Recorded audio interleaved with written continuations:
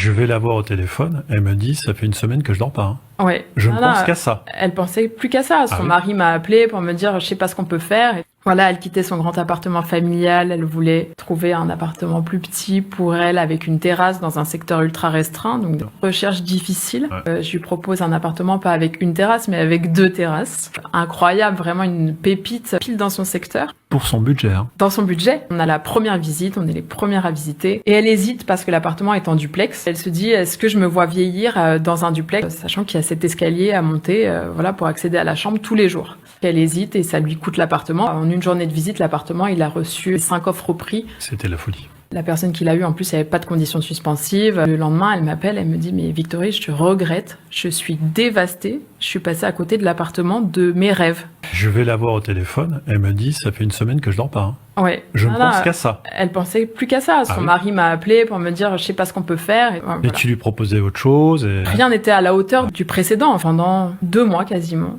j'ai écrit régulièrement à l'agent qui commercialisait le bien en lui disant, écoutez, si l'acquéreur se rétracte, ma cliente est là, elle attend que ça. Et l'agent me disait en plus, non mais il y a peu de chance, c'est un paiement comptant, la personne a eu un coup de cœur, voilà, enfin ça n'arrivera pas quoi. Et puis un dimanche, je vois le petit texto de l'agent IMO qui me dit, votre cliente est-elle toujours en recherche?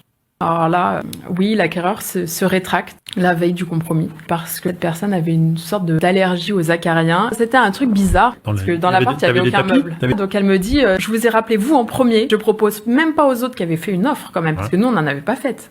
Donc si votre cliente le veut, dites-moi. Bah, je l'ai appelée et elle a pleuré quoi. Et ce moment de sentir son émotion quand je l'ai appelée, c'était incroyable. Enfin, c'est pour ça que je fais ce métier, moi. C'est pour vivre des moments comme ça quoi. Elle est pas redescendue jusqu'à ce qu'elle ait les clés et là, ça y est, elle a emménagé.